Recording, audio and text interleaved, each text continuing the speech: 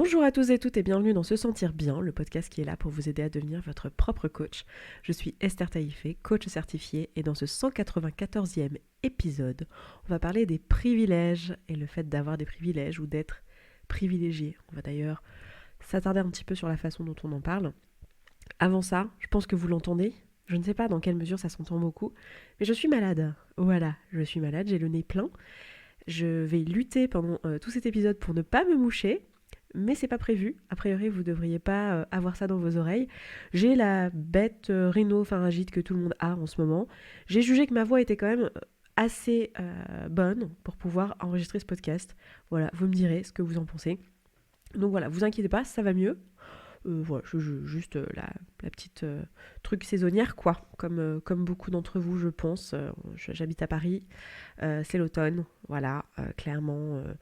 C'est la saison, quoi, rien de très grave. Et aussi, autre chose importante, aujourd'hui c'est mon anniversaire, au moment où je poste ce podcast, et au moment où j'enregistre, parce que j'enregistre le jour où je le poste. Nous sommes le 12 novembre, c'est mon anniversaire, j'ai aujourd'hui 35 ans, voilà, et ça me rend joie. Voilà, je ne sais pas pourquoi ça me rend joie, mais ça me rend joie, voilà. Et j'ai un truc à vous dire aussi.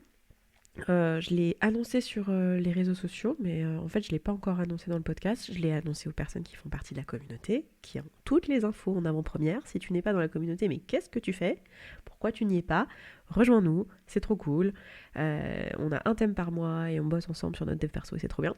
Mais j'ai ouvert du coup une retraite qui aura lieu du 2 au 7 janvier. Donc pendant 4 jours, on va faire des flots de pensée les gars. Parce que je vous vois écouter les podcasts d'une manière passive et ne pas passer à l'action et ne pas ouvrir un petit carnet pour aller écrire ou le faire, mais une fois de temps en temps. Et c'est normal, c'est bien normal et je vous expliquerai d'ailleurs pourquoi. Et donc là, je me suis dit, ok, commençons l'année par une retraite où on fait juste un reset, quoi.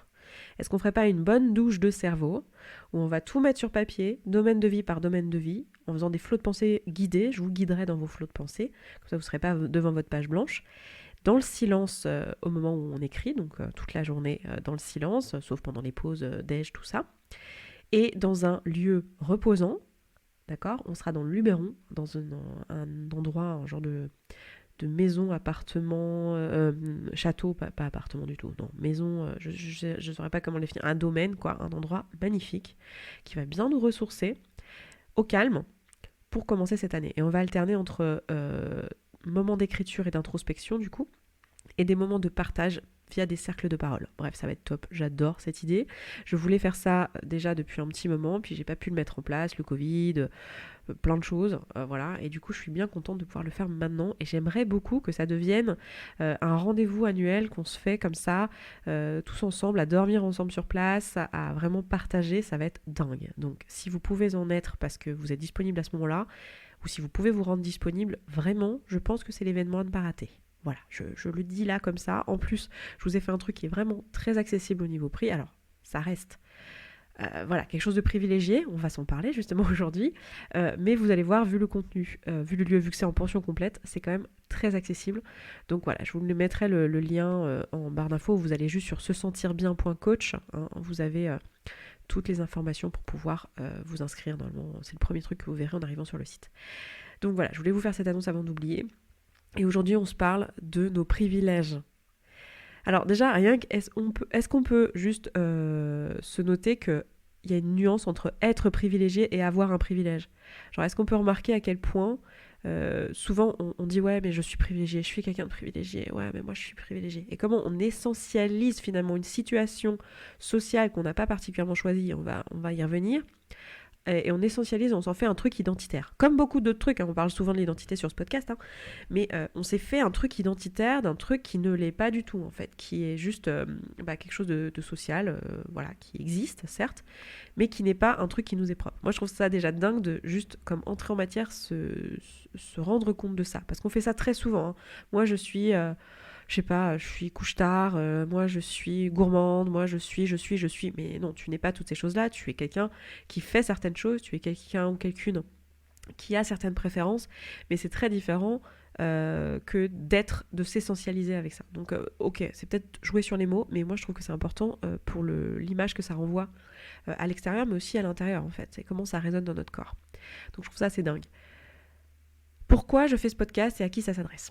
En fait, ces dernières semaines et ces derniers mois, mais il y a un truc qui est vraiment frappant dans mes programmes de coaching auprès des personnes donc, que j'accompagne, mais aussi, et en particulier sur Instagram, c'est plus sur Instagram que j'ai ce genre d'échange avec vous. Si vous ne me suivez pas, c'est comme partout, Esther Taïfé, tout accroché.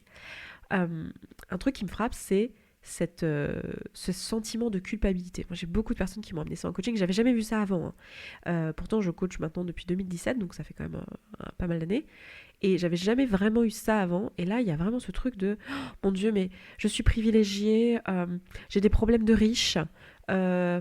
Voilà, je devrais pas m'occuper de moi, penser à moi, et toute cette culpabilité qui vient avec de mon Dieu, je suis quelqu'un qui du coup pollue la planète, qui vit dans un monde capitaliste et qui du coup profite du système indépendamment, enfin sans l'avoir voulu, mais voilà, quand bien même, voilà, aujourd'hui j'ai un smartphone, je sais pas, je m'achète de la fast fashion ou voilà, et d'avoir un peu toute cette espèce de poids de culpabilité sur les épaules de mon Dieu, j'ai des privilèges et c'est horrible, ça fait de moi une horrible personne.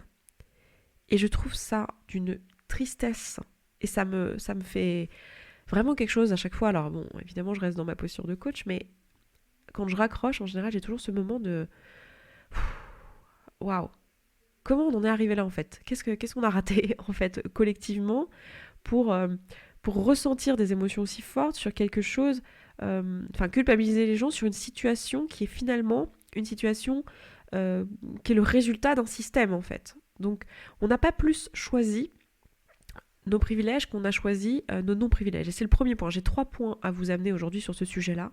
Et le premier point que j'ai envie de vous amener, c'est celui-ci. Vous n'avez pas choisi d'avoir les privilèges que vous avez. Vous avez peut-être eu la chance d'avoir des parents extraordinaires qui vous ont apporté tout ce dont vous aviez besoin et ils se sont arrachés pour ça, quoi. Ils ont bossé pour ça, ils ont fait en sorte que vous ayez les meilleures conditions possibles, que vous alliez à l'école, que vous ayez, je sais pas, fait des études, que vous ayez eu tout ce dont vous aviez besoin. Peut-être que vous avez même eu des parents qui vous ont, je sais pas, élevé à manger bio, j'en sais rien, je sais pas quel privilège, mais en fonction de qui vous êtes, ça va pas être les mêmes choses, mais qui ont bien pris soin de vous. Et là, aujourd'hui, vous vous dites, mon Dieu, moi, j'ai pas eu une vie difficile, j'ai vraiment tout eu de simple pour moi, je mérite pas ma place, et qui vous faites tout un truc peut-être là d'auto-sabotage un peu en fait moi j'ai tout eu facile donc je mérite rien, donc je devrais me faire toute petite, et j'accorde au féminin parce que je remarque que c'est beaucoup les femmes qui m'amènent ça. Alors j'ai un biais énorme parce que 80% de ma communauté sont des femmes, donc évidemment j'ai un biais énorme.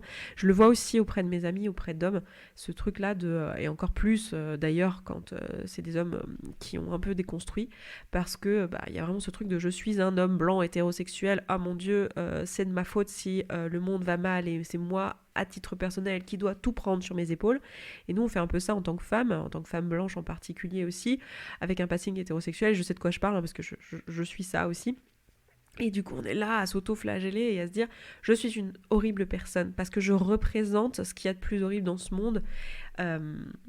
Et je trouve ça triste en fait parce qu'on ne le choisit pas. On n'a pas choisi d'être née blanche en France avec des parents qui ont pu prendre soin de nous, et mince quoi, on devrait plutôt en être heureux et avoir de la gratitude pour ça. Vos parents ont peut-être pris soin de vous et ont pu le faire et c'est génial. Genre pourquoi est-ce qu'on n'arrive pas à avoir de la gratitude et qu'à la place on a de la culpabilité ? Je trouve ça fou. Donc j'ai déjà envie de proposer cette vision des choses-là. En fait, vous n'avez pas choisi vos privilèges parce que, tout simplement, le fait qu'il y a des gens qui ont des privilèges, d'autres qui n'en ont pas, le fait qu'on ne soit pas tous égaux, donc quand je parle de privilèges, je parle au sens large, mais surtout au sens, c'est au sens socio-économique, c'est juste dû à un système capitaliste dont on n'est pas les responsables. À titre individuel, on n'en est pas les responsables. Voilà, on n'y peut rien en fait. Et je suis pas en train de nous dire que du coup on est victime ou que du coup on est impuissant. Vous savez que ça va pas être mon genre de nous victimiser ou de nous rendre impuissants. Évidemment, on a notre part de manœuvre là-dedans et on a une part de puissance, mais il y a un moment donné, il faut aussi reconnaître que même si notre petit ego d'être humain aimerait bien dire que on fait tous nos choix, nous individuellement, et que on porte notre destin sur nos épaules et tout, c'est pas la réalité en fait. On est aussi, alors il y a une part de réalité là-dedans, mais on est aussi des êtres qui évoluent dans un système. Et là, typiquement, le fait que vous soyez né avec des privilèges ou que vous ayez pu en développer au fil des mois, années de votre vie, c'est en partie dû au fait que vous vivez dans un système que vous n'avez pas choisi. Donc pourquoi s'autoflageller d'un truc qu'on n'a pas choisi en fait ? Pourquoi pas plutôt se dire, ok, du coup j'ai ce privilège, j'ai grandi avec ce privilège, qu'est-ce que je veux en faire ? J'ai la chance d'avoir eu accès à des études, à une éducation, à toutes ces choses-là. Qu'est-ce que je veux en faire en fait ? Ce qui m'amène à mon deuxième point, qui est que le sacrifice et l'autosabotage, ça n'est selon moi pas un bon militantisme. Si on veut se voir militant, parce que je pense qu'il y a beaucoup de personnes qui écoutent ce podcast qui ne se reconnaissent pas forcément dans une identité militante. Mais dans tous les cas, ça ne sert pas le monde que de s'auto-saboter, que de se sacrifier.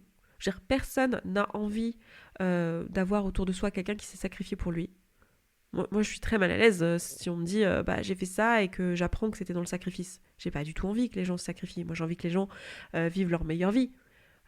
Quand on apprend qu'il y a des personnes autour de nous qui ont fait des sacrifices pour nous, ça, c'est pas agréable. Donc, on n'a pas envie que ça se produise. On a envie, a priori, que chacun, chacune puisse prendre sa place, puisse s'exprimer, puisse être une version d'elle-même qu'elles ont envie d'être. Et c'est tout l'intérêt du développement personnel, en fait. C'est ça que prône le développement personnel, c'est prendre sa place. Alors des fois, un petit peu au détriment de se rendre compte qu'en fait, cette place, elle est quand même limitée dans une boîte, dans la mesure où, justement, on vit dans un système et qu'on est des êtres sociaux et qu'il y a plein de choses qui se jouent, qui sont au-delà de l'individu. Mais à titre individuel, s'auto-saboter, ça n'apporte rien. Ça n'apporte rien à personne. Ça ne va pas aider les personnes qui sont moins privilégiées que moi. Ça n'aide en rien, en fait. Donc, d'où la question de, ok, comment moi j'ai envie d'utiliser ces privilèges ? Qu'est-ce que je peux en faire ? Comment je peux participer, contribuer si c'est quelque chose qui m'importe ? Moi, c'est quelque chose qui m'importe. Je sais que j'aime bien cette chose-là parce que je pense que ça fait tout simplement partie de mes valeurs. Je pense que quand vous me voyez 2 secondes et que vous voyez ce que je crée sur les réseaux sociaux et ce que je faisais avant comme métier, ça a toujours été un peu dans la transmission, l'enseignement. C'est des trucs qui me parlent, c'est quelque chose que j'aime. Mais vous, c'est peut-être totalement autre chose. Et c'est quelque chose auquel vous pouvez peut-être accéder justement parce que vous avez ces privilèges. Et c'est une belle chose en fait. Pourquoi pas avoir plutôt de la gratitude pour ça et se dire « Waouh, c'est génial, j'ai accès à ça et je vais pouvoir m'épanouir, je vais pouvoir apporter encore plus de générosité, de beauté, d'amour dans ce monde parce que j'ai la possibilité en fait de faire ces choses-là. » Moi, je pense vraiment pas que le sacrifice et le fait de se mettre soi-même des bâtons dans les roues, en fait, ce soit quelque chose de louable en fait. Et quelque chose de... Alors je sais qu'on vit dans un monde où, qui a des bases dans notre société, en tout cas à nous, des bases judéo-chrétiennes, où le sacrifice, c'est vraiment quelque chose de valorisé, et encore plus en tant que femme, parce qu'on a un rôle dans la famille en tant que femme de sacrifice, etc.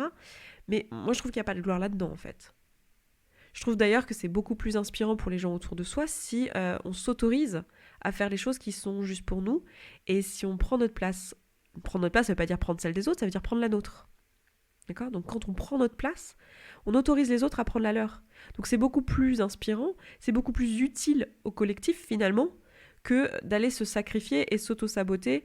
Et parfois même c'est vu comme une forme de militantisme, mais à mon sens, alors là c'est mes pensées à moi, mais à mon sens ça ne fonctionne pas. Le troisième point que j'ai envie de proposer ici, c'est la question suivante, qui est, quand je fais les choses, est-ce que je les fais parce que je peux, et pour jouer un rôle social finalement qui m'a été appris, ou est-ce que je les fais parce que je le veux, et que ça nourrit mes valeurs, et que c'est aligné avec qui je suis aujourd'hui ? Désolée, j'utilise plein de mots très clichés, les valeurs, l'alignement, etc. Je pose cette question parce que souvent on me dit, ok, une fois qu'on a compris déjà on n'a pas choisi ses privilèges et que se sacrifier, ça va rien apporter à personne, parce que je vais pas faire les trucs que j'aurais pu faire dans ce monde, dont je suis capable, pour lesquels justement moi j'ai l'opportunité et d'autres gens ne l'ont pas, donc en fait ça permet que ce truc-là existe quand même. Une fois qu'on a compris que tout ça servait à rien, on se dit ouais ok, j'ai pas choisi, mais je peux quand même choisir ce que je fais maintenant, comme d'habitude. Hein, je choisis pas mes circonstances parce que finalement mes privilèges c'est quoi ? C'est juste des circonstances qui me sont amenées, donc je les ai pas choisis, mais je peux choisir ce que j'en fais. Je choisis ce que je fais de ces circonstances-là. Et beaucoup de personnes se culpabilisent de se dire ok, j'ai pu accéder à ça, ou je peux accéder à mes rêves, je peux je sais pas, développer mon entreprise. Moi j'ai beaucoup de personnes qui développent leur entreprise, ou développer mon art, ou développer, je sais pas, prendre du temps pour travailler sur moi, ou prendre du temps pour prendre soin de mes enfants, ou tout ça parce que j'ai ces privilèges. Et je fais ce choix-là, et ce choix-là, il n'est pas utile pour le groupe. Je fais pas des choix, j'utilise pas mes privilèges finalement pour monter des assos, pour faire des trucs extraordinaires dans ce monde. Non, je le fais pour passer du temps avec ma famille, pour passer du temps avec les personnes que j'aime, pour faire des trucs que j'aime, genre de la musique, du dessin, du sport. Et finalement, je l'utilise pas au bien de la collectivité. Ça, c'est mal. Ça, c'est mal. Puis en plus, j'ai des privilèges et puis je continue à acheter du H&M. Ah mon Dieu, ça, c'est mal. Vous voyez ? Du coup, d'où ce troisième point et cette question. En fait, ok, est-ce que je me sers de mes privilèges pour m'en donner encore plus juste parce que je le peux et pour jouer le rôle social ? Genre, c'est bien vu que d'acheter une Lamborghini parce que j'ai l'argent pour le faire et du coup je le fais. Est-ce que je suis en train de finalement jouer un peu l'ascenseur social parce qu'il le faut pour coller aux cases, mais en fait ça me sert pas vraiment. Genre moi, j'y vois pas quelque chose qui me nourrit. En gros, quand je prends mes décisions, que je juge négativement, donc acheter mes fringues, prendre soin de ma famille, acheter une grande maison, partir en voyage à l'autre bout du monde, quand je fais toutes ces choses-là, qui sont des trucs de gens privilégiés, quand je me paye un coaching à 3 000, 4 000, 5 000, 10 000 euros, donc que je fais mes petits trucs de privilégiés, est-ce que je le fais parce que je le peux et pour jouer un jeu social qui est même pas moi et qui est juste jouer le jeu du capitalisme, ou est-ce que je le fais à un moment donné parce que j'en ai envie, parce que ça sert mes valeurs et parce que ça me fait du bien? C'est pas exactement la même question. Vous voyez, parce que oui, je peux faire des choses qui sont effectivement symptomatiques du système dans lequel je vis, du système capitaliste. J'ai envie de faire certaines choses parce que je vis dans un monde capitaliste. J'aurais pas envie de ça si je vivais pas dans un monde capitaliste. Et je sais de quoi je parle, hein. Moi je suis une femme de 35 ans, j'ai une crème anti-rides à 55 € dans ma salle de bain. Clairement, si on n'est pas sur un truc de personnes privilégiées, ou personnes qui ont des privilèges, faisons attention aux mots, je sais pas de quoi il en retourne, hein. Je vis dans un grand appartement à Paris, donc je connais toutes ces problématiques-là, et je les vis aussi personnellement, donc je le comprends. Mais c'est une vraie question, est-ce que je fais ça ? Est-ce que je fais telle chose, ou j'achète telle chose, ou telle activité, ou je m'intéresse à tel sujet, pour jouer un jeu finalement de capitalisme et nourrir un système auquel je crois pas ? Parce que c'est souvent ça qu'on m'amène comme problématique, c'est la problématique du capitalisme, c'est le fait d'avoir eu justement le privilège et l'espace et l'énergie de se rendre compte qu'il y avait peut-être un problème sur le système dans lequel on vit, dans le sens, si on pense que du coup la justice est quelque chose d'important, parce que si on pense pas que c'est quelque chose d'important, c'est pas un problème, mais du coup on se rend compte que du coup il y a des inégalités, et c'est du coup souvent quelque chose qui m'a amené. Mais la question qu'on peut se poser, c'est ok, est-ce que je fais ça pour jouer le jeu, mais en réalité ça m'apporte rien, ou est-ce que je le fais parce que ça me nourrit des besoins et ça nourrit des valeurs ? Parce que j'ai envie de vous dire, c'est tout à fait légitime d'avoir besoin de nourrir vos besoins et vos valeurs. Et vous le faites avec quoi ? Avec ce qui est à votre disposition, le monde dans lequel vous évoluez. Évidemment que tout ce que vous allez faire fait partie d'un système et nourrit un système. C'est une illusion que de penser qu'on pourrait s'en extraire. On aimerait bien, mais c'est une illusion de le penser, et je ne sais même pas si c'est vraiment souhaitable. Bon, ça après, c'est une question philosophique, politique, etc. Mais vous voyez ce que je veux dire ? Donc, j'ai vraiment envie qu'on se pose cette question-là.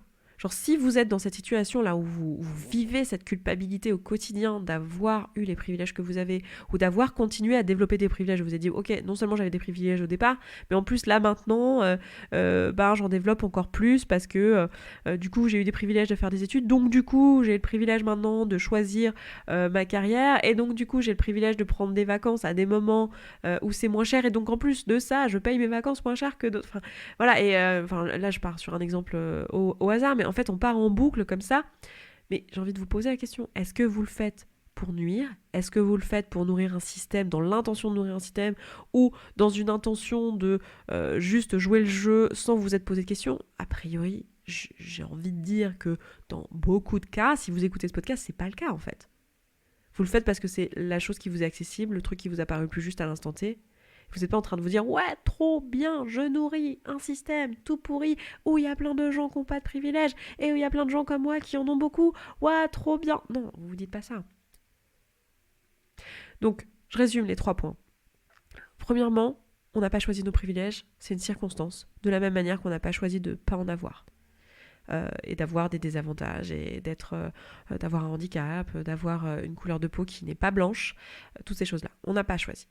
Et bien on n'a pas choisi non plus ces privilèges de départ. Deuxième point, le sacrifice, l'auto-sabotage, ça n'apporte rien à personne. Ni à vous, ni aux personnes qui ont moins de privilèges que vous. À mon sens, la meilleure façon de contribuer, la meilleure façon de se servir de ces privilèges finalement, c'est de les utiliser pour vivre sa meilleure vie en se disant « Ok, en étant heureux, je vais inspirer d'autres personnes à l'être aussi. » Et en le faisant d'une manière qui est, je pense, juste et juste en train de nourrir ses besoins et ses valeurs, d'où le 3e point qui est de me poser la question en fait. Quand je me sens pas bien, quand j'ai des doutes, quand je me dis « Ah mon Dieu, j'ai des privilèges, c'est horrible », pourquoi je fais les choses que je fais? Quand je prends la décision que je prends, est-ce que je le fais ou je la prends pour nourrir un ego, pour nourrir un truc encore plus productiviste et vas-y que je monte les échelons, etc. Ou est-ce que je le fais et il se trouve que c'est productiviste potentiellement ou que ça me fait gagner beaucoup d'argent potentiellement, mais je le fais pour nourrir des valeurs et pour nourrir des besoins. Parce que l'intention n'est pas la même et du coup l'effet dans le monde n'est pas le même non plus. Quand je fais les choses pour faire du bien, que ce soit à moi ou aux autres, et ça s'en ressent en fait. Moi je crois vachement à ça, alors après là c'est de l'ordre de la croyance, c'est même de l'ordre de la spiritualité, mais je crois beaucoup au fait que quand on arrive avec une énergie qui est positive, en fait, c'est ce qu'on crée en fait. Et alors on peut certainement l'expliquer de manière beaucoup moins spirituelle, mais genre si vous arrivez dans une pièce avec un grand sourire, il y a de bonnes chances que globalement ça file la bonne humeur à tout le monde en fait, et que les gens autour y passent une meilleure journée. Et donc on pourrait le voir de manière très spirituelle, de si j'arrive avec de l'amour, je donne de l'amour aux gens et les gens ressentent de l'amour, bah oui. Donc moi je crois beaucoup au fait que l'intention qu'on a derrière les choses, elle est importante et que c'est important de remettre les choses dans son contexte et de se rappeler qu'en tant qu'humain, en tant qu'individu, on n'a pas la responsabilité de tout. On a une bonne part de responsabilité, il y a plein de choses qu'on peut faire et on peut faire des choix et oui c'est super, je peux choisir de faire des choses qui sont bonnes pour moi, je peux m'élever, je peux évoluer, je peux aller vers une vie qui me ressemble davantage, je peux faire plein de choses et j'ai plein de pouvoirs, mais il y a aussi des choses sur lesquelles je fais juste partie d'un système et les deux s'équilibrent en fait. Donc voilà pour ce que je voulais vous dire aujourd'hui. N'oubliez pas d'aller regarder pour la retraite si c'est quelque chose qui peut vous intéresser parce que ça va être un énorme moment je pense, vraiment. Donc n'hésitez pas à aller regarder ça. Et puis sinon vous pouvez nous rejoindre dans la communauté, vous le savez, c'est mon abonnement, c'est un abonnement à 34€.